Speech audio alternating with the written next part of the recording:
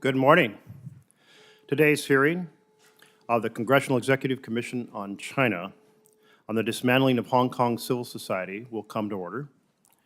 Earlier this month, Hong Kong marked the 25th anniversary of the British handover to the People's Republic of China. Instead of celebrating the high degree of autonomy and universal suffrage promised to the people of Hong Kong, this anniversary serves as an occasion for Chinese leader Xi Jinping to go to Hong Kong and flaunt the control he now wields over the city. It has now been 2 years since implementation of Hong Kong's draconian national security law. In these 2 years, authorities... Corona. In these 2 years, authorities completed the transformation of Hong Kong from an open society into a city gripped by fear of the mainland's authoritarian repression.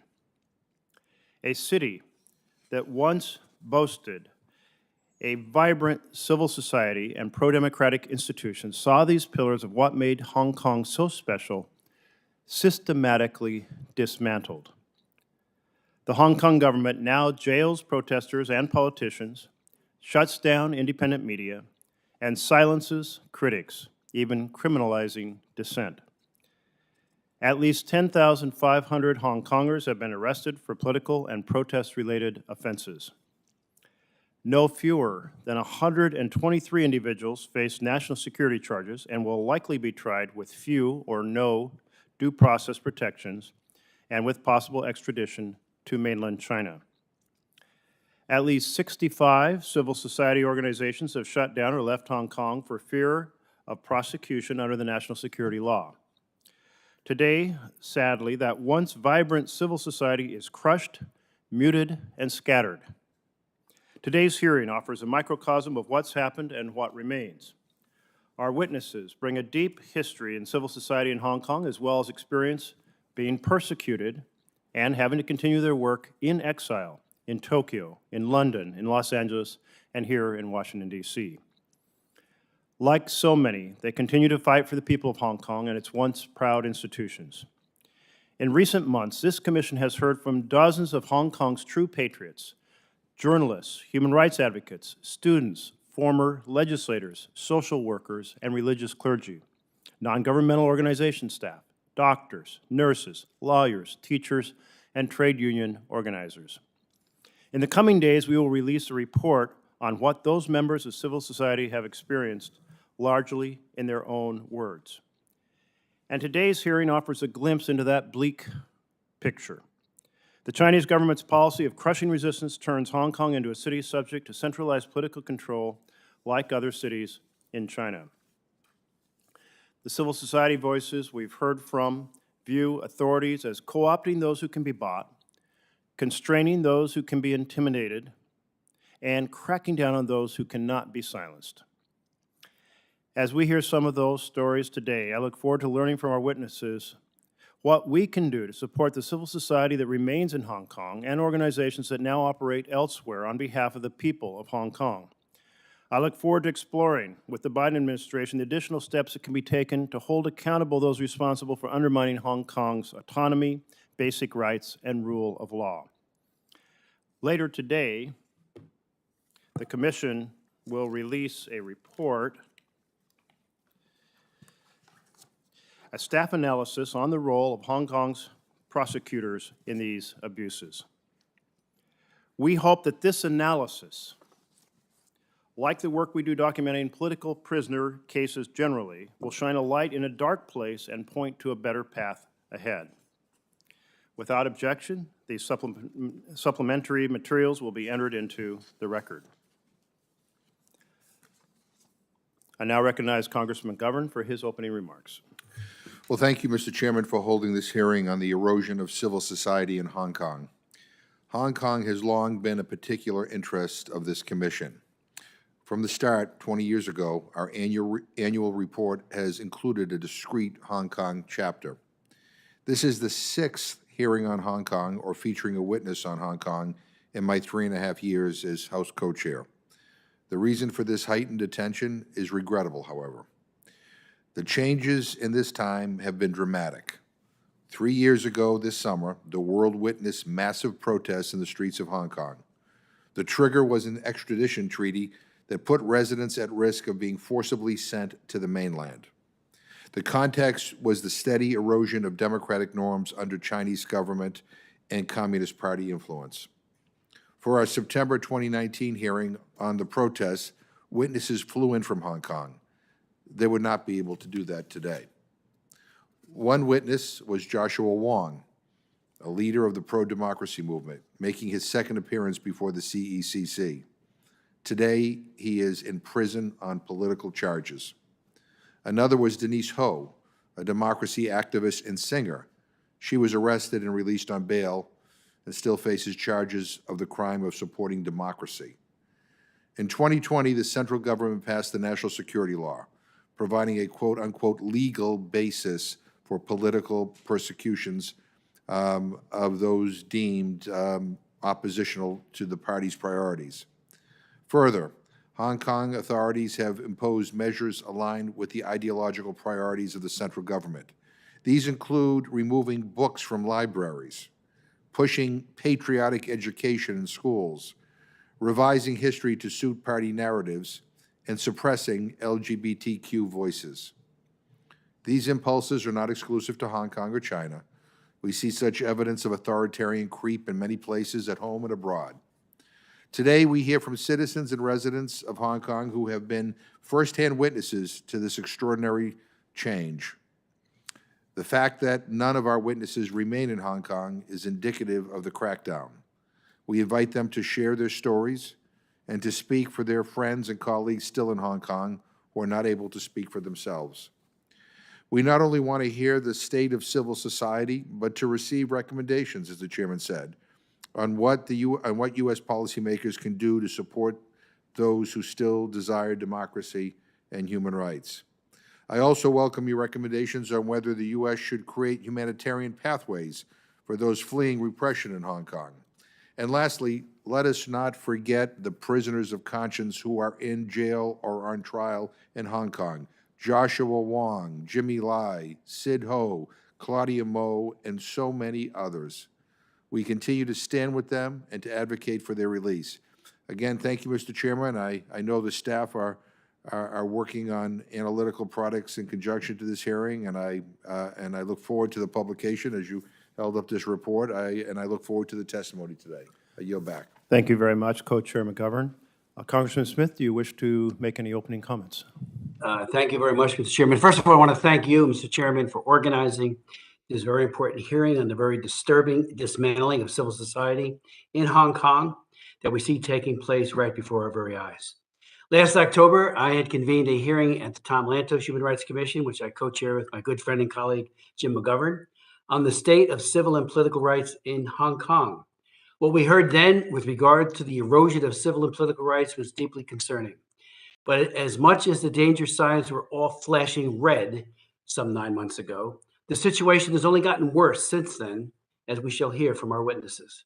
And while this deterioration has impacted civil society organizations across the board, I want to focus on one aspect of civil society that until very recently has been very vibrant, namely the faith-based sector and parochial education provided principally by Catholic schools. Indeed, though estimated as constituting only 5% of the overall population, the Catholic imprint on Hong Kong's elites has been quite profound. One thanks to the great democracy advocate and lawyer, Martin Lee, whose faith motivated his commitment to democracy and the rule of law, Albert Ho, former chairman of the Democratic Party, and Anson Chan, the former chief executive who pushed for direct democracy for Hong Kong. Or Jimmy Lai, the billionaire who founded the Giordano Clothing and Retail Emporium, as well as founded and financed the fiercely independent Apple Daily, which was shut down by the government in June of last year. Jimmy, a convert to Catholicism, was arrested and charged with crimes under the draconian national security law, which was enacted in 2020 at the behest of the Chinese Communist Party. Jimmy remains in jail, but he is a man of faith who easily could have fled to safety, like the roughly 90,000 citizens who left Hong Kong between June 2020 and June 2021 because he is or was a rich man. Yet Jimmy stayed in Hong Kong to stand with those who spoke for freedom. Such a heroic man. Towering above all is Cardinal Zen, who for years has been warning about Communist China's efforts to control the church, in particular its Catholic schools, as well as education in general. The church resisted efforts in 2012 to impose propagandistic citizen education using mainland-approved textbooks in Catholic schools, which was a mere 10 years ago. Fast forward today, however, and the teachers are being purged from schools at all different levels in Hong Kong, not only Catholic ones. The Cardinal has been a thorn in the side of Beijing, as well as those in Hong Kong who sought to do the Chinese Communist Party's bidding. Thus, one perhaps should not be surprised that at the beginning of this year, a series of 4 articles appeared in Tai Kong Po, a newspaper owned by the Chinese government via its liaison office in Hong Kong, attacking the Cardinal. They ominously likened him to practitioners of Falun Gong, whose adherents are horribly persecuted in mainland China, while also calling for greater curtailment of religious liberty. Then, at 90 years of age, the next shoe dropped. The Cardinal was arrested in May of this year and charged under the national security law. His offenses included subversion, in other words, supporting democracy protesters, and collusion with foreign organizations. The latter is especially chilling when one considers how in Communist China, the Catholic Church was deemed a foreign power, with Chinese Catholics on the mainland forced to either join a patriotic church or go underground. Yet these heroic individuals aren't the only prominent Catholics in Hong Kong. Both former Chief Executive Carrie Lam and current Executive John Lee, who previously served as Secretary of Security, identify as Catholics and went to Catholic schools. These are the 2 individuals most closely associated with implementing Beijing's policy mandates and enforcing the national security law, leading to the dismantling of Hong Kong's civil society. Indeed, just the other day, the Holy See's envoy and unofficial representative in Hong Kong, Monsignor Javier Herrera Corona, warned that the Hong Kong Catholics, their freedoms they had enjoyed in the past are now fast disappearing, and cautioned missionaries that Hong Kong is, quote, not the great Catholic beachhead it was. While it's so frustrating about this, and what is so frustrating, is all the signals that were missed here in Washington, indeed here in Congress as well, leading up to this. I first introduced the Hong Kong Human Rights and Democracy Act in 2014 during the 213 Congress. It was the time of the umbrella movement, which began in response to a decision by the Standing Committee of the PRC's National People's Congress to pre-screen candidates for Hong Kong's chief executive position, effectively excluding those Beijing deemed unreliable. A new generation of democracy leaders, as we all know, emerged, including great students and leaders like Joshua Wong and Nathan Law. International observers in the foreign media cheered these advocates, as did we, and there was a sense of optimism and enthusiasm. Perhaps because of that optimism at the time, it was hard to get our congressional colleagues to see clearly the gathering threat to Hong Kong democracy and civil and political rights. Our bill had only 5 co-sponsors that year, including now Speaker Nancy Pelosi. As I have noted in the past, many believed in Hong Kong, with its greater freedom and free trade principles, could help turn and tug the People's Republic of China in a liberalizing fashion. Hong Kong's basic law was a mini constitution that some believed could serve as a model for expanding respect for the rule of law in China one day. Such hopes sadly proved illusionary. In March of 2019, the Hong Kong government proposed extraditing alleged criminals to China, raising fears that political dissidents could be sent to mainland China to face charges over exercising basic freedoms. Hong Kong's government, using an increasingly aggressive police force, began to resemble that of mainland China in responding to legitimate protest, speech, and peaceable assembly. Congress, too, awakened to the changed situation, and with now 47 co-sponsors, and under the leadership of Speaker Pelosi, our Hong Kong Human Rights and Democracy Act passed the House, with Lantos Commission co-chair Jim McGovern, I'm happy to say, is the lead Democrat. Indeed, that same day, Jim's bill placing restrictions on tear gas exports and crowd control technology to Hong Kong also passed, with me as the lead Republican co-sponsor. When the Hong Kong Human Rights and Democracy Act was enacted into law, the Trump administration declared that Hong Kong was no longer, quote, sufficiently autonomous, such as to warrant being treated as independent of China for trade and technology export purposes, and further sanctioned key individuals in the Hong Kong government, including Carrie Lam. While we can point to this as a victory, with Republicans and Democrats united, frankly speaking, we all know it was the case of too little and too late. Certainly too late to help save democracy and civil society in Hong Kong. Thus, here we are, no longer at a crossroads, but further down the wrong road.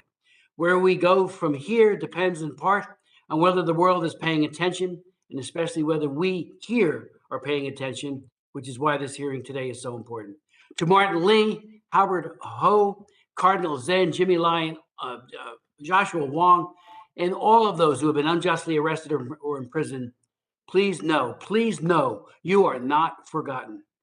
With that, I look forward to the hearing from our very distinguished witnesses. Yield back. Thank you very much, Congressman. I'd now like to introduce our panel of witnesses. Patrick Poon is a visiting researcher at the Institute for Comparative Law at the Meiji University in Tokyo. He is advisor to the 29 Principles, a United Kingdom-based organization supporting lawyers facing oppression. In his years in Hong Kong, he served as a court reporter for the South China Morning Post, China Labor Bulletin, the China Human Rights Lawyers Concern Group, the Independent Chinese Penn Center, and Amnesty International. Fermi Wong is founder and former executive director of Hong Kong Unison, a group that promotes equality for ethnic minorities. Her work running a civil society organization in Hong Kong has been featured in Time Magazine, the South China Morning Post magazine, Hong Kong Free Press. Now in the United Kingdom, she seeks to promote Hong Kong civil society abroad. Ching Chong is a veteran journalist who worked for the state-owned Wenwei Po newspaper for 15 years, acquiring knowledge of the Chinese Communist Party's interference in Hong Kong affairs. He is featured in a recent Economist article titled, "How a Free and Open Hong Kong Became a Police State."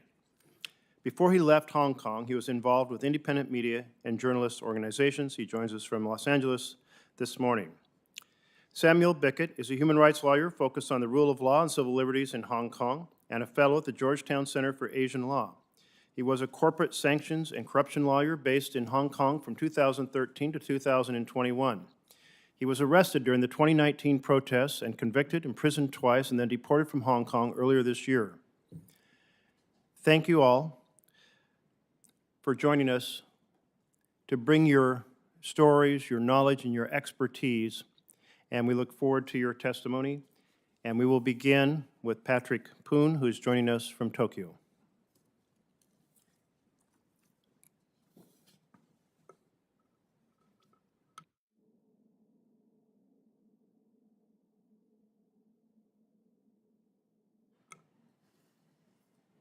I'd like to thank the CCC and the distinguished audience for giving me this opportunity to share my experience and my view on the situation of the civil society in Hong Kong. I focus on the drastic change of civil society space from the time I changed my job as a journalist to become an NGO worker with local and international NGOs since the early 2000s to the era of RedNet, as I would describe, after the national security law was imposed on Hong Kong by the Chinese authorities. Red line is simply not enough to describe the scope. The Hong Kong and Chinese governments wouldn't even make it clear about where the red line is so that they can arbitrarily restrict Hong Kong people's freedoms. The message is clear. You can only survive if you don't challenge the government. When I started my NGO career, focusing on supporting workers, writers, and lawyers in mainland China, the civil society was very vibrant. We could organize all kinds of activities, ranging from staging demonstrations to call for release of detained dissidents in China, to arranging writers and lawyers to meet with their counterparts in Hong Kong. We never experienced any interference or felt any threats. Even when I was an Amnesty researcher, I wouldn't feel too much for my personal risk when I come into the on the detention of Chinese dissidents, or when I work on documenting Uyghur and Kazakh cases in relation to political re-education camps, I still remember how a mainland Chinese writer once exclaimed when he arrived in Hong Kong and I met him at the train station. He said, I could finally breathe the air of freedom. It was a time when many young university graduates in Hong Kong who would be willing to get a relatively low salary to work on issues that we believe we could do something to help our friends in China. During that time, I was able to communicate with many high-profile mainland Chinese dissidents without fear.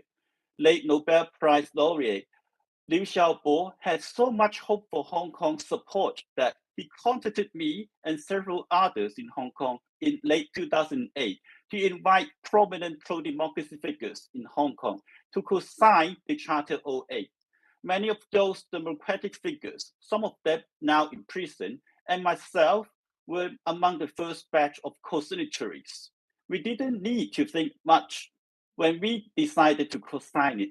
These experiences led me to continue my work in international NGOs like Amnesty, as I believe that it is significant to push China to comply with its international obligations. It's unimaginable at the time that Hong Kong freedom of expression and freedom of assembly are completely gone. Even prayer meetings or mass to commemorate the victims of the Tiananmen massacre are now deemed too sensitive. For NGOs in Hong Kong, we used to feel secure to organize talks on Hong Kong issues in China and Hong Kong, no matter public or closed door, with universities in Hong Kong.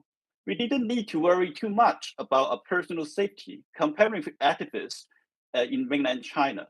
But now everyone needs to have a second thought or self-censor the content of the events before planning such activities.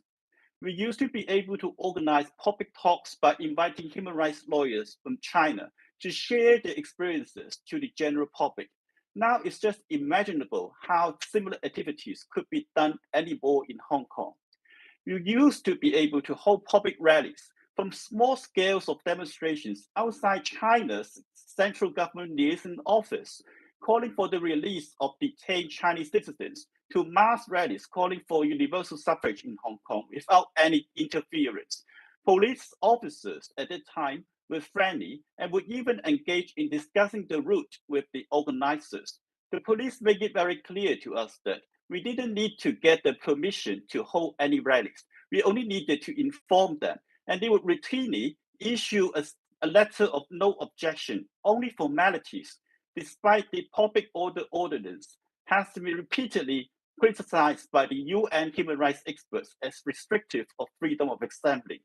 Sometimes the police would even call us to confirm that we would be organizing a demonstration if we forgot to inform them in advance. However, after the anti-extradition bill protest in 2019 and the imposition of the NSL in 2020, the situation has completely changed. Anybody appearing in places like the Victoria Park or where the annual candlelight vigil to commemorate the Tiananmen massacre used to take place on June 4th would be questioned by the police and warned that they would be charged with illegal assembly if they stayed there. Like many Hong Kongers, I honestly didn't believe that unionist Li Chek-yan, solicitor and former legislator Albert Ho, and barrister Chow Han Tong, leaders of a now disbanded Hong Kong Alliance in support of patriotic democratic movements of China, which organized the candlelight vigil, would be accused of inciting an unauthorized assembly for an assembly that had been allowed for 30 years. They are now even facing the same notorious charge of inciting subversion of state power, like many Chinese activists. Finally, I would also like to share a bit about my experience as a former court reporter, as I'm puzzled how difficult it is to cover court news in Hong Kong nowadays. I cover quite a lot of trials about protesters being accused of obstruction in public place for staging small-scale protests that occupy some space, such as outside China's central government liaison office. Those were already the big news in those days. The sentences the protesters faced at that time were only about a few weeks. Granting bail was considered normal. I never heard of any judge at that time would say that they didn't trust that the defendants would commit the said offense during bail. Presumption of innocence was well observed.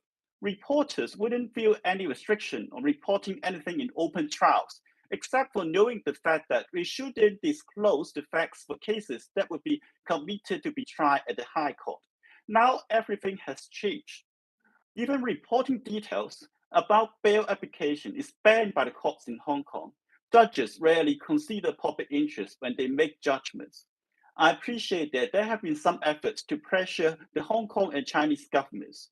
However, the situation won't change if the Hong Kong and Chinese governments can't see the real consequences.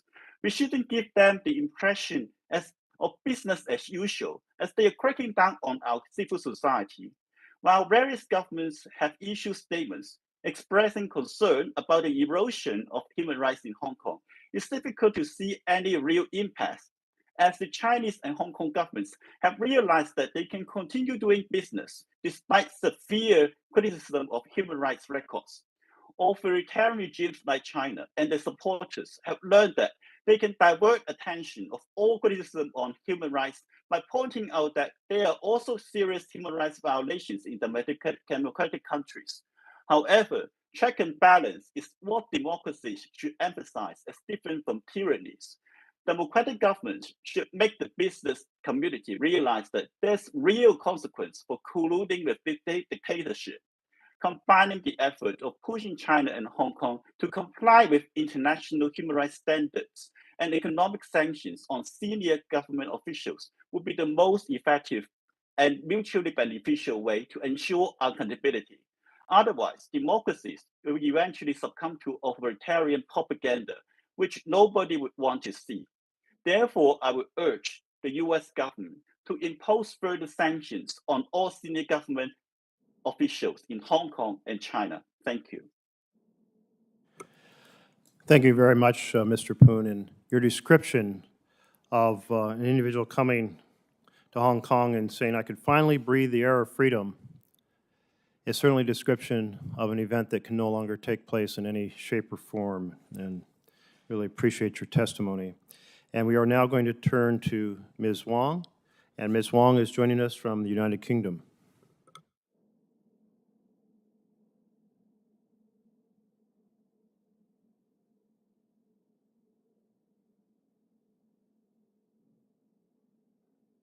Dear Mr. Chair, Co-Chair, and other commissioners, thank you very much for holding this meeting.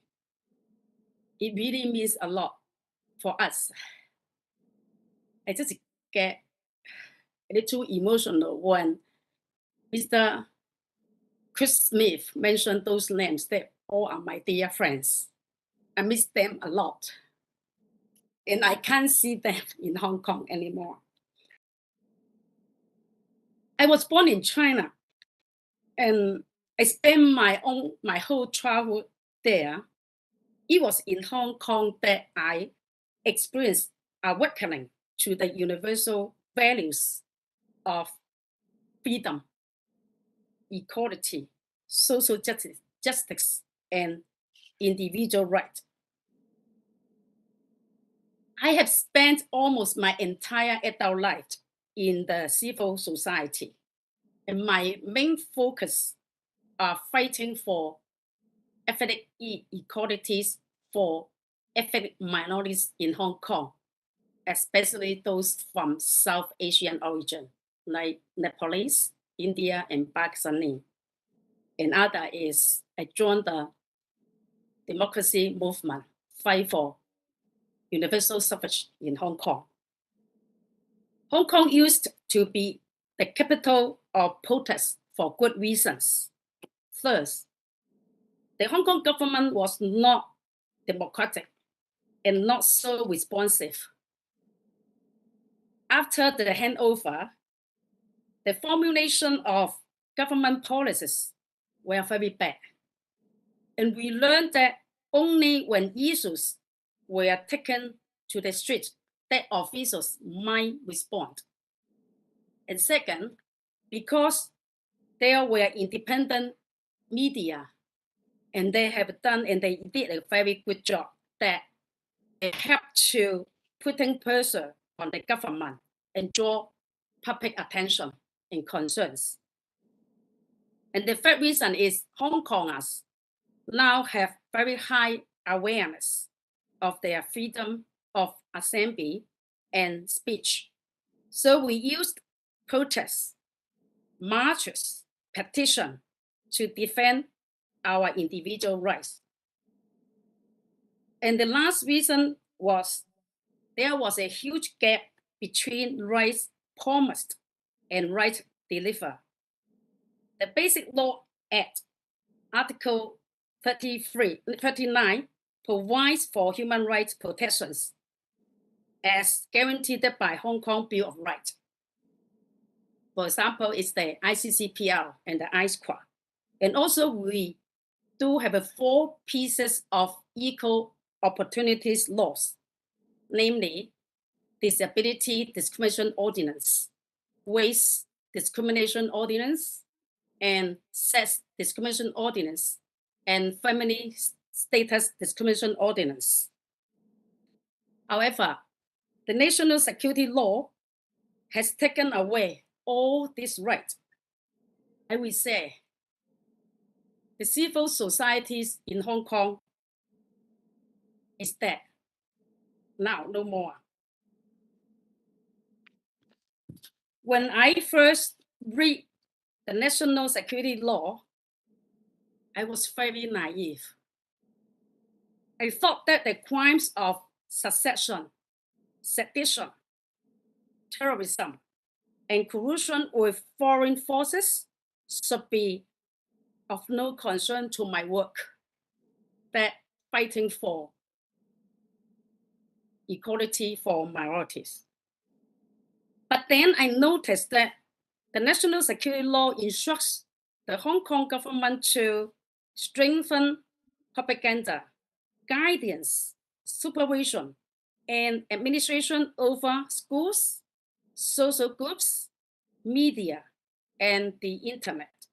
Soon, I realized that the national security law means a total crackdown on the civil society. In Hong Kong, many non-governmental organizations, we call NGO, that provide social service for the people who are in need. They receive almost 100% receive funding from the government. So after the handover, and also our amendment on the funding mode, that means every 3 years, an NGO needs to sign the contract with the government, and then create very serious self-censorship.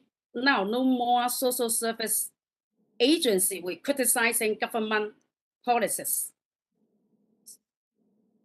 So therefore, there we have another sector that if you want to criticize or challenge those injustice policies or unfair policies, injustice systems, that we will go to the civil societies, or we set up our own civil societies. So I must let you know that in Hong Kong, civil societies is entirely separate and different from NGOs in Hong Kong. For the social services now, completely silenced. And just recently, we have an amendment that on our professional social workers ordinance, that anyone who violates the national security law will be deregistered, and with their license will be taken away forever. And then the Labor Bureau is organizing study groups on the speech that Xi Jinping given in the 25th of anniversary of the handover. And this is very important, that the Labor Bureau or the government officials, they will count on who are present and who are absent. What does it mean? That if you are present, you are loyal enough, it's easy for you to get the government funding. Now, there is only those NGOs that to be seen as patriotic that you can get fundings. If those NGOs, you don't really cooperate with the government policy or join the study groups, I'm afraid it's very difficult for them to survive. This is the case in the social work profession and also the NGOs in Hong Kong. But I would like to talk about is the civil society. I first joined the Civil Human Rights Fund back to 2002. That when it set up, I joined it when I was advocating for the legislation against racial discrimination. And I really rely on the civil societies, the joint effort to pressurize the government. For example, because that was very poor education policy for ethnic minorities, especially those from the working class. And then I need to cooperate with the professional teachers union. And now you know that it was shut down, no more. And then when all the bargaining that police India, the working class, they do not enjoy the equal wages. They were discriminated in the working places. And then we need trade unions. And then I always went to adjournment, CTU, Confederation of Trade Unions. But now it's shut down and adjournment is in jail. And then I need to rely on some different civil societies through Civil Human Rights Fund. Now it is also gone. No more. And then another issue is, before I used to join the civil society's delegations to lobby to the UN because Hong Kong has signed a lot of conventions, human rights conventions and covenants. And we did not really worry or afraid of being prosecuted. But now, this time, just last week, when the hearing on the CCPR, on the China report, you see the committee members need to ask the Hong Kong official delegations that whether they can guarantee no Hong Kong civil societies will be prosecuted when they return to Hong Kong. And it's very different story now. And then we cannot go. And if I try to criticize any government policies through the media, of course now I doubt any media will report on it. But if there is it, I might be accused of inciting hatred toward the government. And then it's also violating the national security law. And then I just want to tell you that for the civil societies in Hong Kong, it's very difficult to survive. We could only rely on the public donations during the mass rallies or house fundings. But now you can't do it because you will be accused of money laundering. And then we rely, if we try to go to local corporate or local private family foundations, you can't because no one will support you because it dare not to upset the government. And then if you receive any fundings from the overseas, that means you are collusion with foreign forces. And that, now we are stuck. We don't have any way out at all. So, Mr. Chair and dear commissioners, I would like you to continue to pay attention to Hong Kong's situation.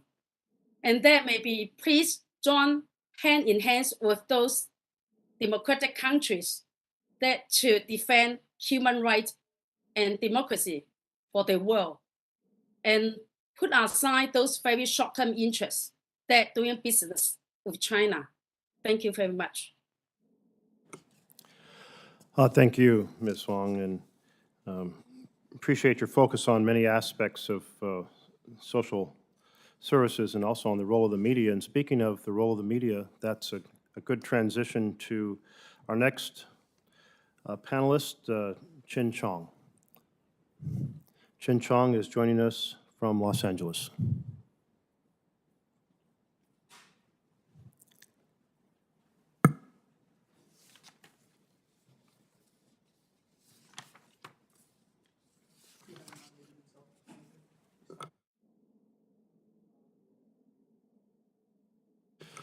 Chin, The Chinese to draft the basic law.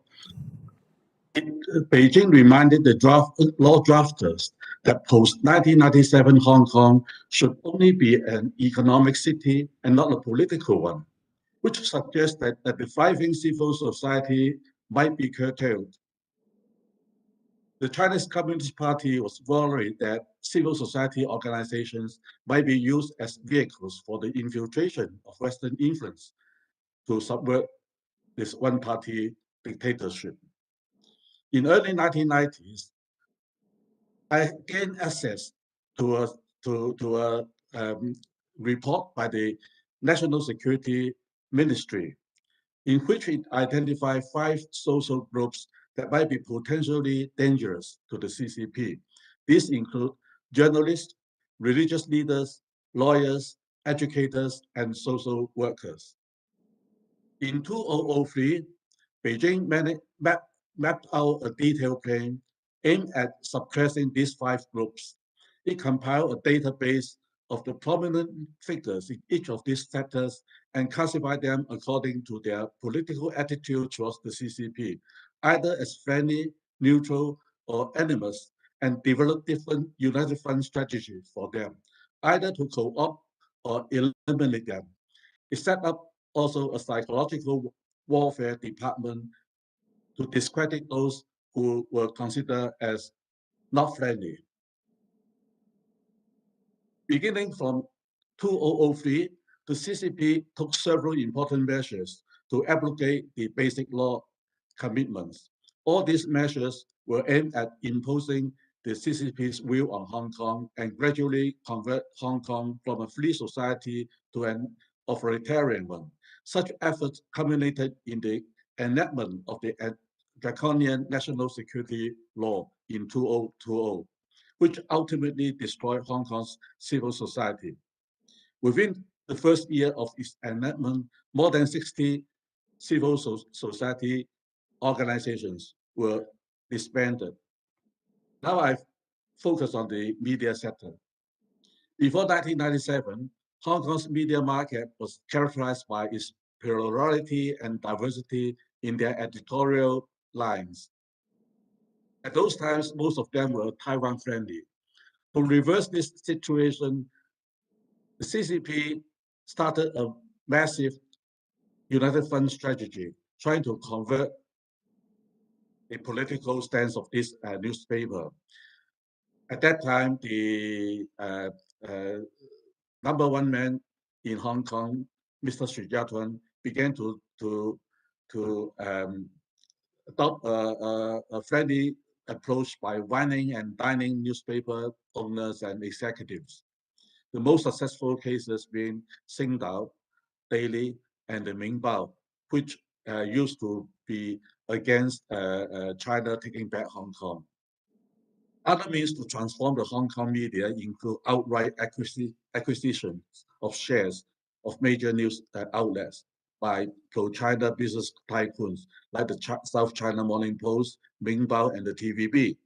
Such acquisitions resulted in obvious changes in their respective editorial policies. By 2014, the remaining mainstream news outlets that were still critical of the CCP and supportive of the democracy movement was Criminalize magazine and the Apple Daily, together with a few web-based media such as the Stand News and the Citizen News. The enactment of the national security law gave the authority wide-sweeping power to shutter all the remaining pro-democracy news outlets, with Apple Daily and the Stand News bearing the full brunt.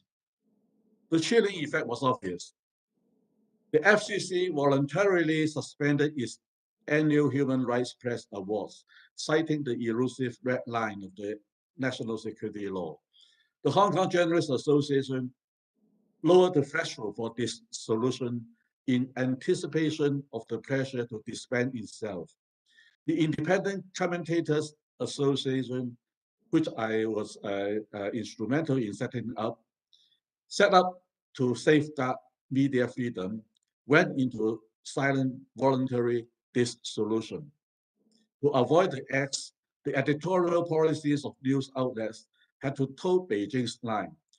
The obvious examples is to call the Russian invasion of Ukraine as special military operation instead of invasion, and turn out commentaries that blame the US for precipitating the Russian invasion.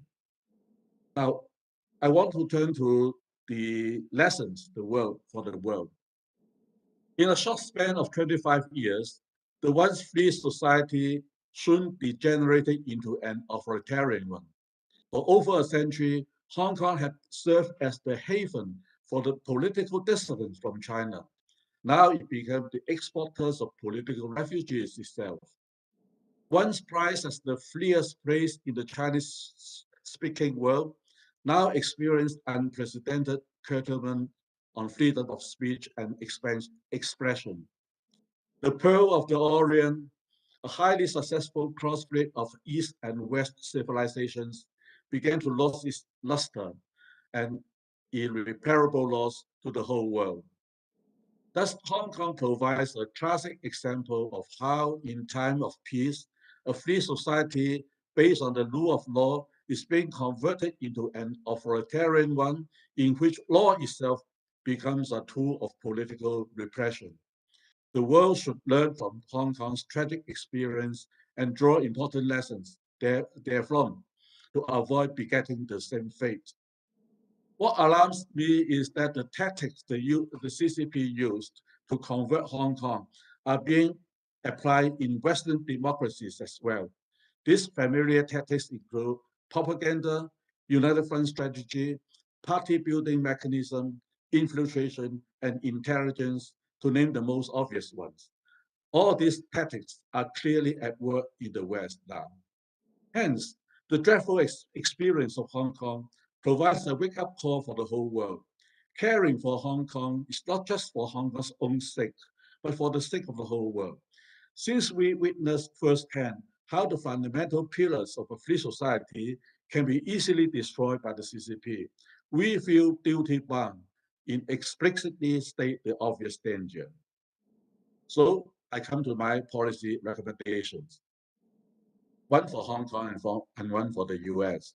On Hong Kong, we hope Congress should pass the provision in Section 303, the Hong Kong Freedom and Choice provision, and other Hong Kong-focused measures in HR 5421 as soon as possible. For the US, I hope the Congress could try to proactively step up the surveillance of CCP-related activities in the US. Under the framework of CECC, I think it should find out ways to combat or reverse the appeasement sentiment towards the CCP, which is, I find, quite rampant in the US. Thank you for giving me this chance to express my ideas. Thank you, Mr. Ching. And our fourth witness is able to join us here from Washington, D.C., and we see how scattered our witnesses are. Hong Kong, Los Angeles, or not in Hong Kong, but in Japan, United Kingdom, Los Angeles. And we're glad to have Mr. Bickett here in person to share his story, his experience as a human rights lawyer, which bears so directly on the challenges faced in Hong Kong. Welcome, Mr. Bickett. Thank you, Mr. Chairman, for inviting me to testify today. The Hong Kong justice system has been corrupted by Beijing's repressive security apparatus. If a case is of political interest to Beijing, a defendant has little hope of receiving a fair trial. Compared to the national security law, little is said about the deterioration of traditional common law courts. But the vast majority of political prisoners were charged under laws on the books for decades, which have been twisted to suit Beijing's current purposes. High-profile political defendants wrongly charged in these courts face an impossibly rigged system. Many ordinary judges have been willing participants in dismantling rule of law. The burden of proof has been turned on its head. Rather than requiring the prosecution to prove its case, judges often declare that defendants haven't sufficiently proved their innocence. And judges regularly ignore or even falsify exculpatory evidence to reach a guilty verdict. Judges who follow the law are punished. When Beijing attacked several judges who acquitted protesters in 2020, the judiciary's leadership removed them. State media harassed one judge so severely that in 2021, he abruptly resigned and moved with his family to the UK. Similar purges have taken place in the DOJ and police. The message to civil servants has been clear: get in line or suffer the consequences. Private lawyers are next. The Law Society and Bar Association recently launched investigations into dozens of lawyers for their work representing protesters. Many human rights lawyers have already been harassed out of town. One judge has even suggested lawyers offering services to protesters may be criminally liable as accomplices. While others have gone through much worse, including many that the representative spoke of earlier, my own experience illustrates how deeply corrupted the process has become. In December 2019, I came across two men at an MTR station in Hong Kong, beating and choking a teenager with a baton. As cell phones recorded the incident, the men denied that they were police officers. I grabbed the baton, stopped the attacks, and detained one of the men until the police came. But the police claimed then that the man, Yu Shu Sang, was actually a police officer. Yu admitted to the police that he had not only lied about being a police officer, but that he had also falsely accused the teenager of a crime he didn't commit. All of this was caught on video. Nonetheless, the police arrested me and let the attackers go free. At the police station, I underwent a common interrogation method in Hong Kong. They put me in a room with the temperature set at around 35 degrees Fahrenheit for hours at a time, periodically taking me out for interrogation before putting me back into the near-frozen room. I spent 2 days in custody before getting bail. The DOJ is required by law to act independently, but in political cases, it is the police calling the shots. The first prosecutor in my case told us that the police pressured her bosses to pursue the charges because I was a foreigner who had, quote, embarrassed the police on camera. She was soon replaced. After that, at every court hearing, 2 police officers sat behind the new prosecutor, Mimi Ng, and instructed her. This scene, police officers literally whispering into the ear of prosecutors, is now common in court in almost every political case. At my May 2021 trial, we showed exculpatory videos, and police officers openly admitted to lying repeatedly, destroying evidence, and witness tampering. Magistrate Arthur Lam simply disregarded all of this and outright invented a new set of facts, unconcerned about how this conduct would look to observers. This has also become very common. In these common law cases, non-NSL cases, we see it all the time, and it's not talked about enough. He then sentenced me to 4.5 months in prison. After nearly 2 months behind bars, I was released on bail so that I could appeal. The court assigned the case to a notorious national security judge, Esther To.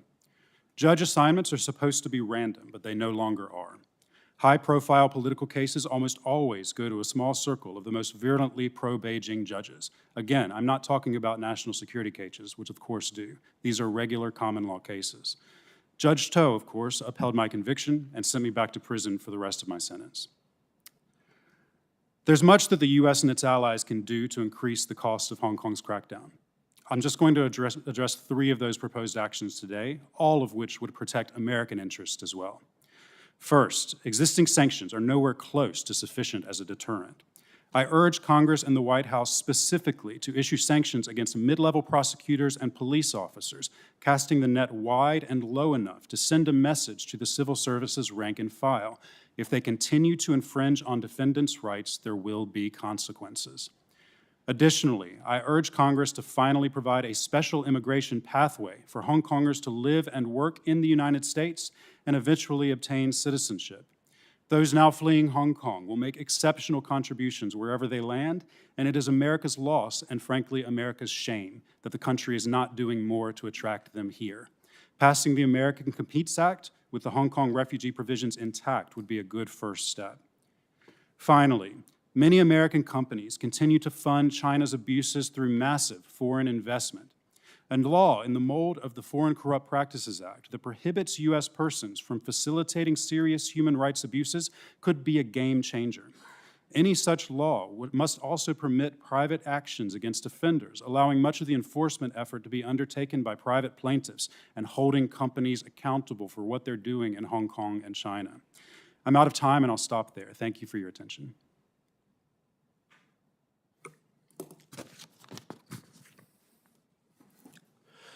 Thank you very much, Mr. Bickett, for sharing your experience as a human rights lawyer, but also as just an individual who intervened to assist someone who was being beaten up and then saw the entire episode changed in kind of a Kafkaesque fashion into which you became the criminal rather than the savior, and not just suffered time in prison, but under a form of freezing air torture, if you will. And we appreciate that you're here now, able to share your experiences freely and to suggest ways that the U.S. can be more aggressive.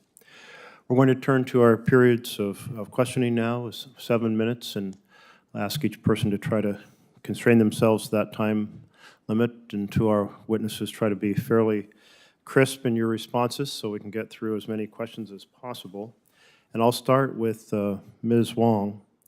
And what you describe in Hong Kong bears close resemblance to what we know about mainland China. Officials tolerating some social welfare organizations as long as they strictly self-censor themselves, while treating those advocating for citizens' participation in governance much more harshly, leaving little space for human rights lawyers or independent journalists or women's or LGBTQ rights organizations or labor organizers or religious organizations, not to mention foreign NGOs. Is this how you see things, that the control of civil society in Hong Kong now closely resembles what we have seen in mainland China?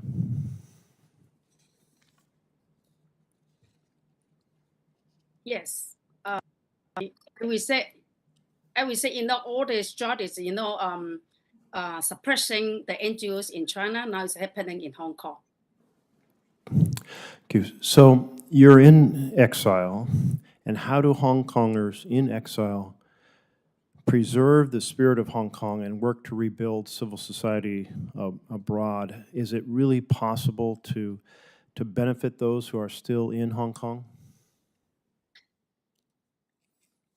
We live in exile, working very hard to keep our spirit and form different NGOs with different nature, different services. Is we really want to tell our friends that still in Hong Kong that we never forget them. We are working hard, no matter just international lobbying or just we're doing some concrete work to the Hong Kongers who are in need in other countries. So, and this is what we can do. Of course, we don't think that we can really affecting the current situations in Hong Kong, but we do hope, because of our lobbying, our advocacy, that international communities will help to resolve or improve the situation in Hong Kong. Thank you. And Mr. Bickett, let me turn to you. I think it was often thought that China would restrain itself in regard to Hong Kong, in part because it had made this agreement when Hong Kong was turned over of two systems within one country, in part because of the implications for Taiwan, and in part because of the implications for the business community and the concern that they might destroy kind of the golden egg. and yet the golden egg hasn't been destroyed by their actions. You do suggest in your testimony that the business community has been put in a situation where they had previously relied on transparency and independence of the legal system, but the legal system is completely corrupted now. How have we seen the reaction of the business community, and is the business community kind of proceeding forward, maintaining its presence in Hong Kong, more or less accommodating itself to the national security law? I think we're seeing a number of different attitudes. Overall, I think I would say that the business community, especially the foreign business community, is not as concerned as they should be about what's happening in Hong Kong. I think a lot of businesses are somewhat deluding themselves that the breakdown of rule of law and of the court system will only apply to political individuals, locals, things like that. Obviously, my case raises questions about that, but there are other issues that have come up that I think suggest that that's simply not the case. And one only needs to look over the border into China to see why. Does any foreign company operating in China really think that if they have a dispute with, say, China Construction Bank, that they're going to have any chance of winning that dispute in China, no matter what the situation is? Does any company think that if they have intellectual property that they want to protect and have a legal right to protect in China, that they're going to be able to do so? No. I can't imagine any reason why that would be different in Hong Kong now that China has decided to do what it's doing to Hong Kong. Beyond that, I think companies are playing a little fast and loose with their own employees. Companies are telling their employees, don't worry, go over there, it's safe. You can be an expat in Hong Kong, you can live up on Victoria Peak and nobody will ever notice you. I think my case shows why that's simply not the case.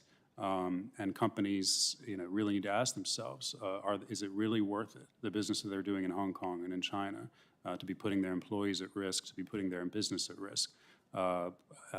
It's going to continue to clamp down on people, and there are going to be arbitrary arrests of Americans and of others for political reasons or otherwise. Thank you very much. Mr. Bickett and Mr. Ching, in your testimony, you both call for the United States to provide special immigration pathways for Hong Kongers. This has been a major priority for members of this commission. What message does it send if we welcome to our shores those fleeing persecution? And what message does it send if we fail to welcome to our shores those who are fleeing persecution? And either of you feel free to jump in. I can go first. Look, I think, all of us on this panel have a lot of friends in Hong Kong and a lot of people who are trying to leave. This is noticed, right? What's happening in the U.S. domestically or with foreign policy, it's noticed by those abroad. What happened in the 2020 election is noticed by those abroad. And what's happening with the United Kingdom, with Australia, with Canada, welcoming Hong Kong refugees with open arms, people notice it and people talk about it. When people talk about where they're going to go, they tell us that they don't feel welcome in the United States. And I think that, frankly, there's a lot of people in our leadership who don't want to welcome them. And I think that's really unfortunate. Hong Kongers are ideal immigrants who would come here and make an incredible contribution. And I really hope that the provisions, particularly in the America Competes Act, can be included in the final version of the bill that gets passed by Congress. And Mr. Ching, did you wish to comment? And then I'll turn this over to my co-chair. Agree with Samuel. I agree with Samuel. The American society has been regarded as the beacon of freedom and democracy. And yet when Hong Kong was in such a poor state, there is not sufficient support for a channel for people coming to the U.S. And I understand that those applying for political asylum has to wait for a long, long time. For example, in my case, I've been waiting for 2 years without getting an interview. So this kind of attitude is quite discouraging to those who try to seek refuge in the U.S., which was considered as the beacon of freedom by people around the world. So I think there should be better access for those who want to come to the U.S. to have this chance. Thank you. I'm going to turn this over to Co-Chair McGovern. When it comes back to my second round, I want to clarify what you pointed out there, that you've been applying for 2 years to be able to come to the United States, and that your application has not been granted. Thank you. Co-Chair McGovern. Thank you. Each of you has testified in support of imposing additional sanctions on Hong Kong officials. In 2020, then Chief Executive Carrie Lam famously said that she keeps piles of cash at home because she has no bank account after U.S. sanctions landed on her. So 2 years later, have officials had time to adjust, or can you assess the effectiveness of further sanctions, both materially and symbolically? And I'll just ask everybody for a brief answer. Mr. Bickett, why don't we begin with you? Yeah, so I think a couple of points on the sanctions issue. In my past life, I was a sanctions lawyer in the corporate context as well. Sanctions are a mixed bag. I have sort of some reluctance on sanctions and how they're used. In particular, if you look at something like the Carrie Lam sanctions, they're great in the sense that they send a message. They encourage Hong Kongers, and they make a difference. It's also hilarious, the image of her having cash in her house. I think it makes Hong Kongers very happy to know that. But it doesn't deter anyone. Individual sanctions against a leader doesn't deter anyone, and that's why in my testimony I focused on civil servants. Mm-hmm. If you start sanctioning a group of civil servants at a lower level, prosecutors who have prosecuted particularly egregious cases, police officers who have been responsible for torture or things like that at a mid-level, then people lower in the ranks start to realize, hey, this isn't just going to be Carrie Lam and her cash house. This is going to be, us potentially. Those are the people who, they're not going to go out and say, I quit and leave the service, but they're going to potentially quietly start restraining themselves a little bit. And there is an urgency to that. A lot of these cases are still going through the system. Once they've all gone through the system, there's going to be, little deterrent effect. It's all going to be done. So that's something that I would encourage the Congress to do very quickly. As for whether there's been time to adjust, that's absolutely true. We don't get the details, but I would assume that by this point, Carrie Lam and John Lee and these people who have been sanctioned have been able to get a bank account through a Chinese bank. And that's sort of the double-edged sword of sanctions. The more the United States uses them, the more our adversaries adjust and find ways to get around them and set up mechanisms to do so. With that said, Carrie Lam will never be able to travel to the United States. She probably, despite them not issue sanctions, won't be able to get a flight ticket to go to the UK or to Europe. These things matter. They matter to Carrie Lam, who, despite everything that she says, absolutely loves the West and doesn't want to spend the rest of her days in China. And they certainly would matter to civil servants who might have money, family, and just simple travel plans abroad. Mr. Chong?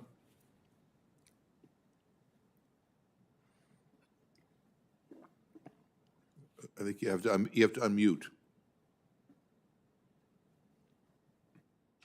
I think the sanction has symbolic values, sending strong message to those who want to implement Beijing's draconian rule.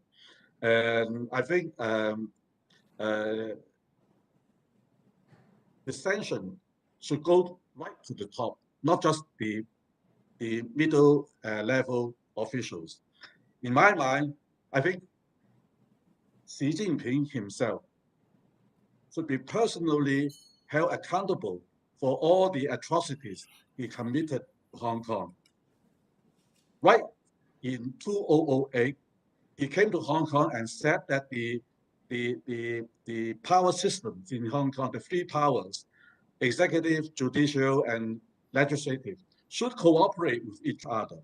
He is the man who first violated the basic law commitment to Hong Kong. And I think if any sanction is going to be effective, it should be directed at the number one man who brought about all these problems to Hong Kong. If you simply sanction Carrie Lam or John Lee, it won't be as effective. So if the American government is adamant at punishing the CCP, efforts should be directed, sanction efforts should be directed at Xi Jinping. Thank you.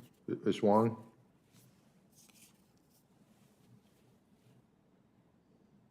I agree that sanctions to individual officers, either number one or Hong Kong top officials, we send a very important meaning, even though maybe they can just another way to have a ban of China, but still, because as far as I know, the Hong Kong officials, they don't have any so-called mission or whatever. What they want is a personal interest. So if a censor goes to personal, that will be more effective. At least we make them second thought about it. So we agree. Also with Mr. Ching. Yeah. Yeah, Mr. Poon?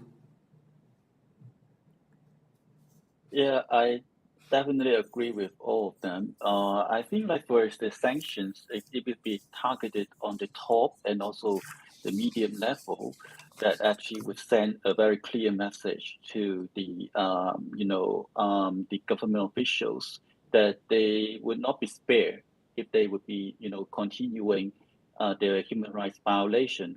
And then I think like for further sanction, that should be also linked with to influence other businesses also, because as I argued earlier, like we shouldn't make like the business also feel like they can do business as usual. And then also for some of the family members of like senior officials, like Carrie Lam's family are still like living overseas without any consequence. Right. I mean, like I'm not talking about like they should be punished, but it's actually like when actually so many young protesters in Hong Kong, they're trying so hard to flee Hong Kong, but there's actually not enough ways for them to flee Hong Kong. But they can see that even like Carrie Lam's family can still really, live a good life in overseas. It's actually quite ironic. So I mean, if we want to have really something more useful, then it should be like a very, very strong sanction conditions, and shouldn't be just like restrict to a very few conditions. Thank you. Thank you, and I think I'm out of time, but I just want to, and I have unfortunately to go to another hearing, but I just want to, at some point, in further on as you're answering questions, one of the things that I think is important, would be important for us to hear is whether or not you think that our current administration here in Washington, or the Congress, whether or not there is an impression that we are taking matters in Hong Kong seriously enough, that whether or not we are responding in a way that is that people think we should. And I don't want to get other time, but my guess is that you don't. And so that's why these recommendations and this conversation is important to figure out what we can do next and what we can do more, because what is happening in Hong Kong is unconscionable. And some of the people that the chairman and I mentioned, and Mr. Smith mentioned, these are people who we not only know, but they're our friends. They're good people who are in jail for no good reason, and it really is quite shocking and unconscionable. So I thank you all, and I yield back. Thank you. Thank you very much, Co-Chairman Govern. And let's turn to Congressman Smith. Thank you very much, Mr. Chairman. I want to thank our distinguished witnesses for their very sobering testimony, which I think makes very clear that we are not doing enough. And that goes for the Congress, it goes for the president, it goes for other world leaders. And I you would like to comment further on that. You know, we are living in a time when Xi Jinping is directly responsible for a genocide against the Uyghurs and other people in that region of the world, in Xinjiang, when he continues to bitterly oppress the Tibetan people, when he commits gross violations of human rights across the entirety of China, with the prevalence and the pervasive use of such things as torture, the theft of people's organs simply because the Chinese Communist Party wants to make money. Well, Xi Jinping is directly responsible for all of that and the ongoing oppression of the people of Hong Kong. And I'm just wondering why you think we are not doing more. Is it empathy fatigue? Is it that people in the West are, while they're originally outraged over certain behaviors, begin to accommodate and then actually enable, however unwittingly? But I don't think we do enough. And I would appreciate your thoughts on that. When Ms. Wong, you said that civil society is dead, that is horrible. That is heartbreaking, because these are the people, as you pointed out, your friends and our friends too, but your friends in a very, very personal level. So please know how much all of us feel for you and for your fellow Hong Kongers who have fought so hard and see nothing but Xi Jinping's oppression in the future, unless the world rallies in a very significant way. I mean, the sanctions we've done have been slap on the wrist. That's all it is. It's not much more, and it needs to significantly expand. And I would appreciate any thoughts all of you might have on that. I would, Mr. Bickett, if you wouldn't mind, thank you for your testimony. Which U.S. companies do continue to enable? Again, I have found, I'm one of those who, going back to when MFN was delinked from human rights on May 26, 1994, by President Clinton. In my humble opinion, that's when we largely lost China with that delinkage. And sadly, we have been able to get it back. But it seems to me that the companies are the glue that helps this dictatorship, stay wedded to profits and power. And maybe you might want to speak again to specific companies and industries that are acting in a way that is totally self-interested and not interested in the people of Hong Kong. Let me also, if you would, in your answers, the social credit system, which is applied throughout China. Obviously, many of the businesses are both on the mainland China and in Hong Kong. While it would appear it's not directly imposed upon Hong Kongers, this idea of surveilling every Chinese citizen and business with the use of data to monitor, shape, and rate financial, social, religious, or political behaviors is the worst manifestation of the surveillance state the world has ever known.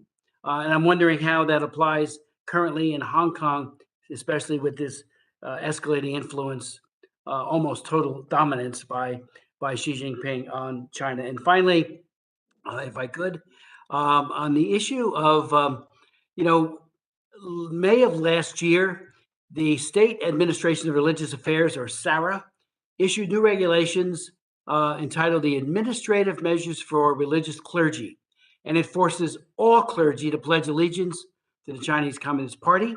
Article 3 of the regulation states, and I quote, religious clergy should love the motherland, support the leadership of the Chinese Communist Party, support the socialist system, and adhere to the direction of synodization of religion in China. This is an invasive usurpation of religious freedom, as we have already seen its deadly effects in places like Tibet and elsewhere. And I'm wondering, is any of this being applied, and to what extent, in Hong Kong? The basic law obviously was supposed to convey fundamental religious freedom.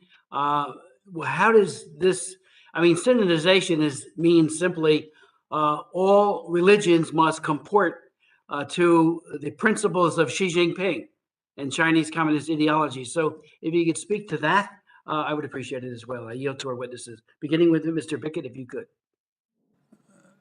Sure, I'll try to go through those, maybe not in that order. So starting with the last one, there is obviously, the most notable, as you mentioned earlier, clamp down on religion is in the arrest of Cardinal Zen, who was really just doing his duty as a religious figure and was arrested for that. What I think may have gotten not seen as closely in the news with that is that the Vatican actually just threw him under the bus. I think it was the Secretary of State in the Vatican, the cardinal there, outright said to the media, well, we just hope that this doesn't affect our upcoming renewal of an agreement with China to allow cardinals in the country. I'm not a Catholic, but that's certainly not the Christ I know and the Christianity that I practice. And I just can't imagine them throwing a cardinal under the bus for that. So let me go back to the one that was specifically asked to me, which is about particular businesses. There are a lot. I think what I'll highlight is the financial industry. Banks are a little bit more subject to public pressure in the sense that a lot of them have public accounts in the U.S. and things like that. Private equity and funds are, I think, the biggest offenders here.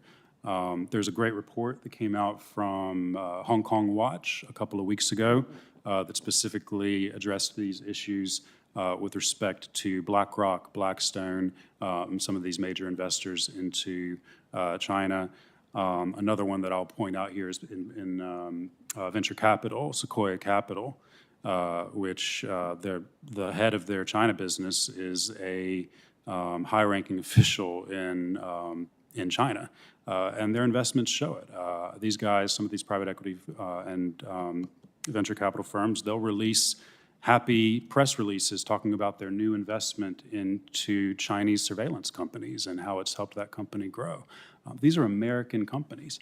And I think, I don't know for sure, but I think a big difference with these companies versus, say, just a typical, the Gap, is that the Gap worries about boycotts in the United States from regular people. The Gap worries about how their image will look across the world.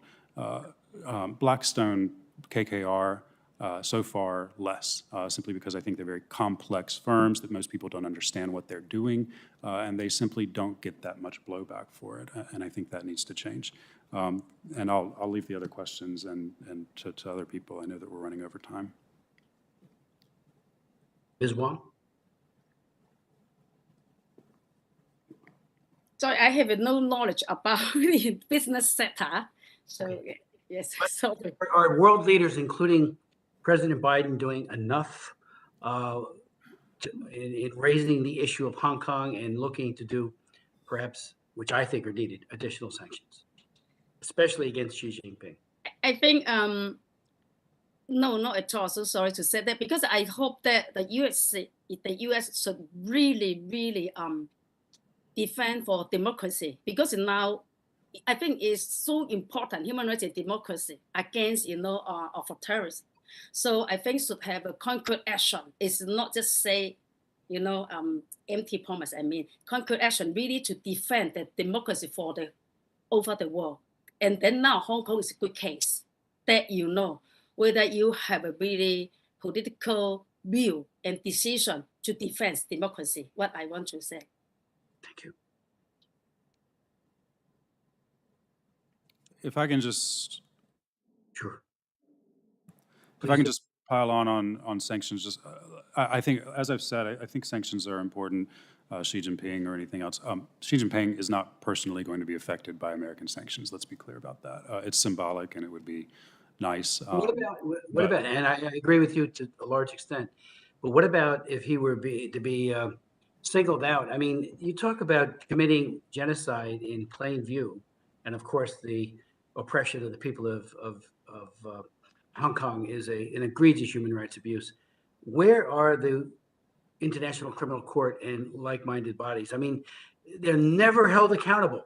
And with people like Charles Taylor and Slobodan Milosevic, we wait until they're out of power, or the world community finally wakes up long after the bloodletting and the abuse is finished. This is in real time as we meet. I mean, it's worth an effort, I would think, to hold him liable before a. And Congressman, after the response to this question, we're going to be turning to Senator Ossoff. On the International Criminal Court, I think everyone in this hearing would probably agree that it has very, very limited powers, and in particular, it has no enforcement mechanism. Where you see ICC or international prosecutions, it's because the governments have turned the people over. With that said, I agree with you that there's something to be said for, if not Xi Jinping, investigations into, in particular, the genocide in Xinjiang, the activities in Hong Kong, et cetera, and Tibet as well. But I think the point I always try to emphasize on sanctions is that I worry in the U.S. Congress and in the presidency that sanctions often are used as an easy way to say we're doing something, and then issue a few sanctions on individuals who it might affect a little without changing any policy abroad, and then packing up and going home. And that's in particularly why I focused in my introduction on something like a Foreign Corrupt Practices Act like law that would actually target American companies behaving badly, because that's what we have the most influence over. Yes, sanctions, issue them, but it can't be all that we do. It simply, at the end of the day, does not do enough by any stretch to further American policy abroad. Thank you. Senator Ossoff. Thank you, Mr. Chairman.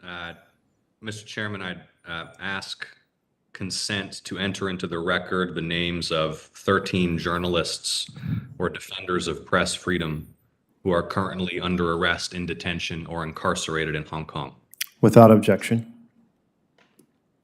Thank you, Mr. Chairman. And as you know, prior to my election to the Senate, I worked in the production of investigative journalism, investigating war crimes, official corruption, human rights abuses. Mr. Ching, I'd like to ask you for a detailed update on how, since the imposition of the national security law on Hong Kong, the CCP's efforts to dismantle press freedom and freedom of expression are continuing. Okay. First of all, the chilling effect of the closing down of Apple Daily is very, very alarming. The FCC, for example, have run this Human Rights Press Award for over 26 or 25 years, and yet all of a sudden, after going through all this process of selecting the awards, FCC suddenly announced that they were going to suspend it. So, citing the national security law, which imposed a elusive red line. Now, this is a very big blow to the press freedom in Hong Kong, because FCC has been promoting itself as one of these vanguards of press freedom, and yet it succumbed to the pressure of the national security law. Following the action of FCC, a number of other press organizations also choose to shut down.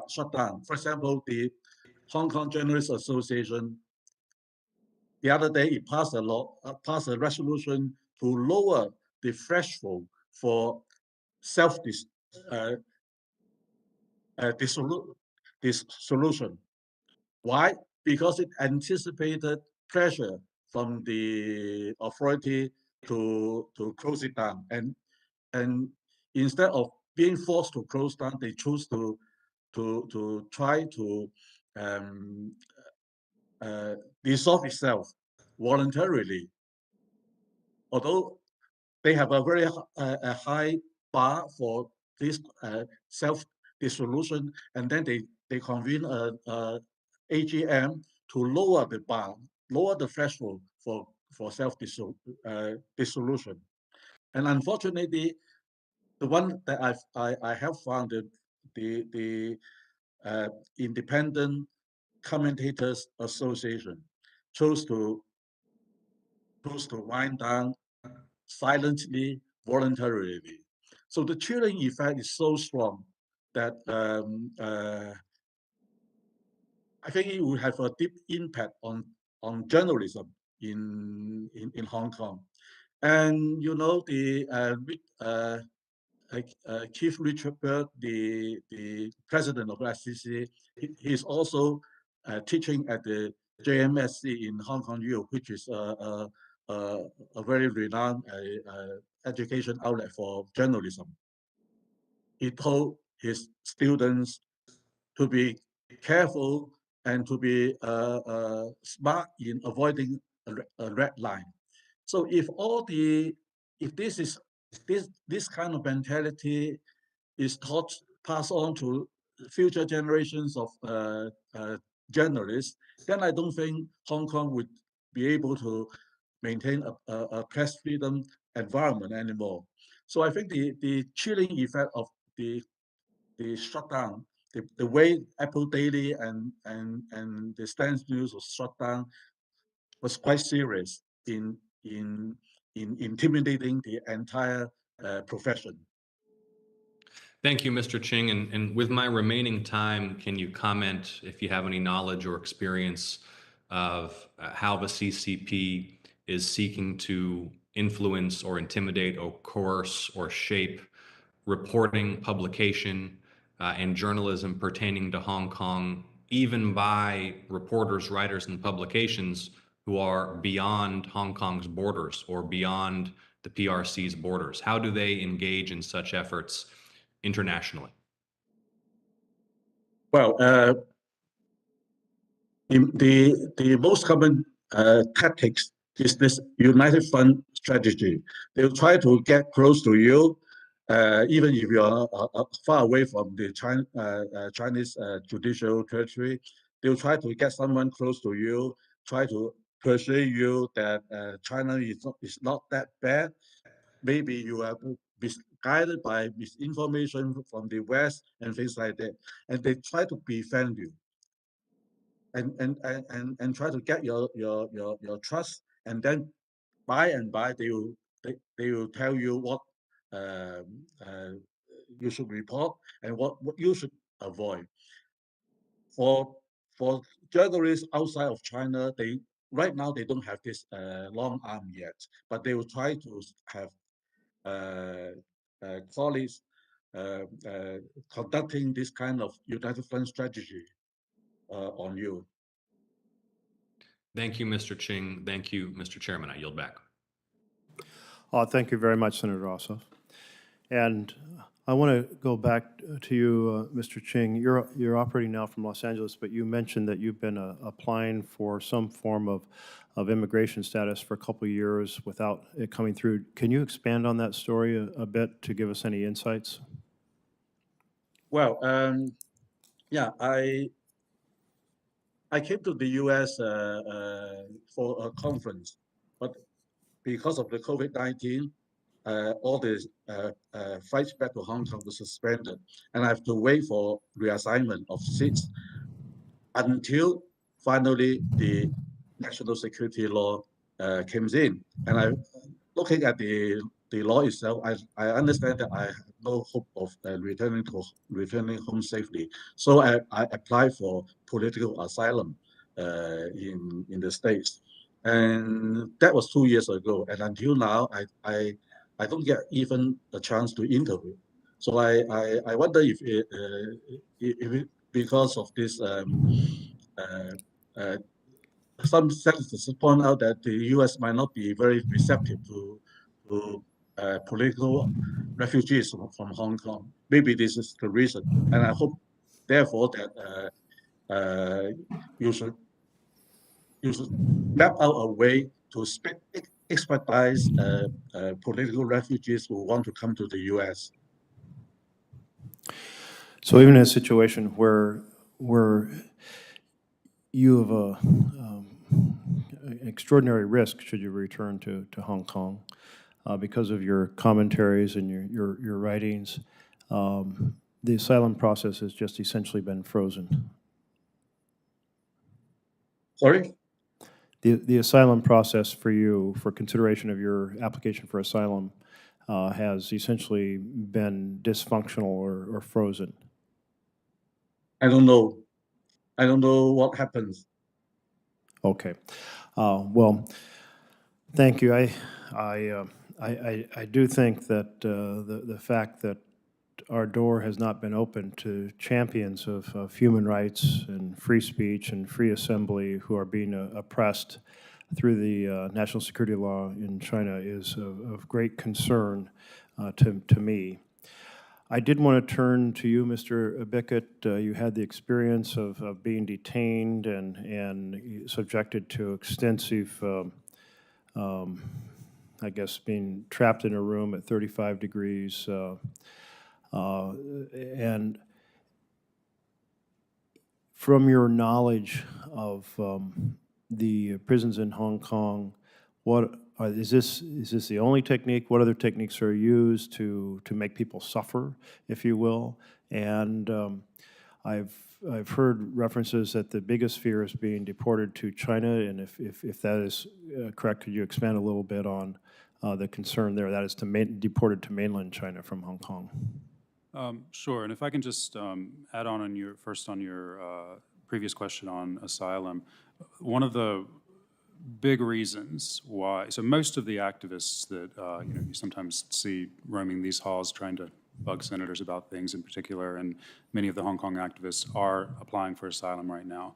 One of the big reasons why it's just a wholly inadequate solution for Hong Kong and Chinese immigrants is that once you file that application, all of these people are effectively cut off from their lives in Hong Kong.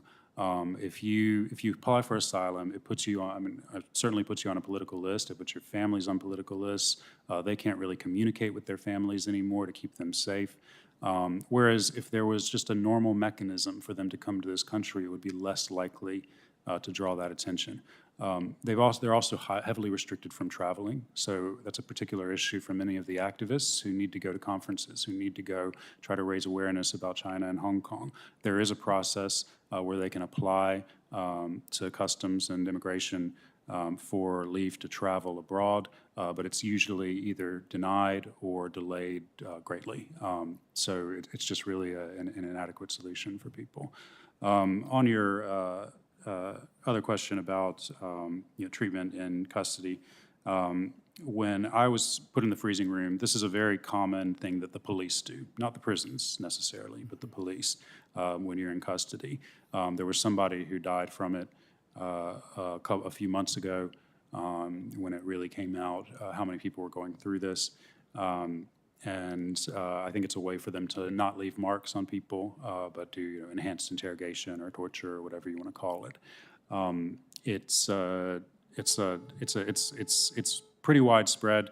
There are beatings that people have reported and violence from police. You don't hear that in as much of a widespread way as you do the freezing room and other things that don't leave a mark. In the prisons themselves, most correctional services officers are relatively mild, particularly at the junior levels. My impression is that I should qualify this with the fact that because of who I was, because of my high profile, and because of my foreign passport, I was clearly kept away from certain things. You did see police, or you did see prison officials beating people sometimes. You saw them punishing people in ways they shouldn't have. It was rarely related to politics. It was more related to this person is annoying me. Where we see more systematic abuse of prisoners, high-profile political prisoners in the prison system is directed by senior officials. In particular, you have someone like Jimmy Lai, who's been talked about a lot today from Apple Daily, who is kept isolated from the entire prison population, supposedly for his own protection, but really as a way to make him suffer. He is supposed to be allowed out for an hour a day for exercise. That may happen or it may not, but otherwise he's just sitting in a room. and isn't allowed to really interact. That is, no interaction with people. That's truly torture, and I can't imagine. He's not the only one. That happens to a lot of other high-profile political prisoners. They use a mechanism in their own regulations that supposedly allows them to remove people for protection reasons, and then they just extend it for years. And can you address the fear folks have of being deported to China and possibly being cut off from all contact with individuals? Yeah, I think that this is a fear for some of the high-profile people. People thought it was going to happen to Jimmy Lai for quite some time.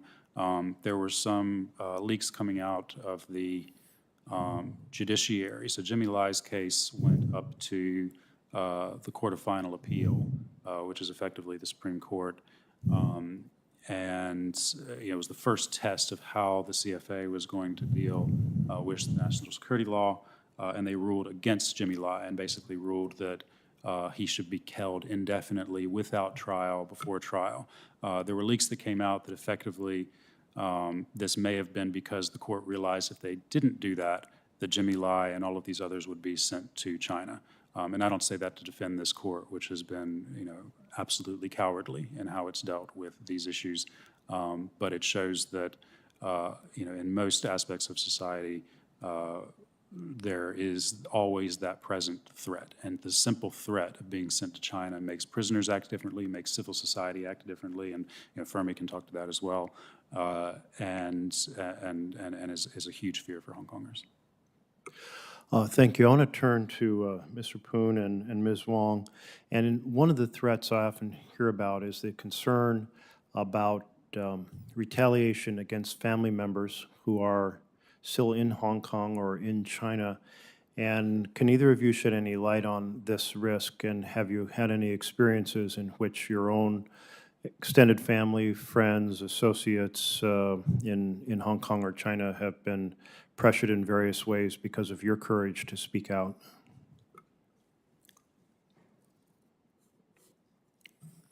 Well, what I have been hearing, from many of my friends who living in the UK, I was in the UK in the past year before coming to Japan. Then actually, many people who used to work in, or still working in the NGO sector, they don't really want to talk. And that's why, I am not among those who always been talking publicly. But now I even feel that I would need to talk about all the situation publicly, because all the more famous ones, actually, they feel a lot of pressure, and they really feeling that they would be facing a lot of threats and danger. So I think because of the atmosphere, so even people would feel that they would not want to take the risk. And then also see the examples of Ted Hui, for instance, that you already see the kind of pressure, and also his bank accounts being frozen, etc. And also he's still being charged, even though he's already outside of Hong Kong. So from his example, it's actually also make others feeling very, very threatened. They don't want to talk, even in public, even though those who used to be very famous and also be very outspoken when they were in Hong Kong. So I can feel the immediate, threats they feel, and then also the worries among them. And Ms. Wong? For myself, yes, I've been struggled, so you can feel that I dare not to call for sanctions to particular persons, because of my family all still in Hong Kong. Even though I prepare, if anything happened to me, I'm prepared to cut the relationship with my family. But I know that maybe it cannot help. Another is about the NGO I found, that I have a board of directors. I worry that why I did not mention, because they're still serving different minorities, because my society is the only one, the first one and only one. We do the advocacy for every minorities. So for example, yes, I'm fear. In fact, even though, some of my friends, asked me to attend the UN hearing just as before, because I worry about it will have do harm to my board of directors in Hong Kong and my family, so I did not go. And yes, but I really think that, there should be someone that have to speak, what has been happening in Hong Kong and really call for international community, for example, ESA, the US really, to do something. Yeah. So, yeah, that's why. Well, thank you all. I keep having more questions come to mind based on your all's testimony and the situation, and but we're at the end of time. There's a vote underway that will be closing, so I'm going to have to wrap this up. But it's not the end of the dialogue, because the Commission is working every single day with an extraordinary team to shed a light on these issues in Hong Kong and in China, and China's oppression of the rights of people in so many different ways. I really appreciate Mr. Poon, Ms. Wong, Mr. Ching, Mr. Bickett, your courage, your testimony, your outspoken and continuing work on behalf of freedom of speech and freedom of assembly and freedom of religion and democratic processes, so that there is government by and for the people. And we have seen that extinguished in an extraordinarily dramatic fashion in Hong Kong in an incredibly short period of time, in complete violation of the commitments that China has made. We need to find every conceivable way to respond and to resist, and I appreciate the recommendations that you've put forward at this hearing. The record will remain open until the close of business on Friday, July 15th, for any items members would like to submit for the record, or for any additional questions for our witnesses. And again, thank you to every champion for human rights, for democracy, for opportunity, and for freedom. This hearing is adjourned.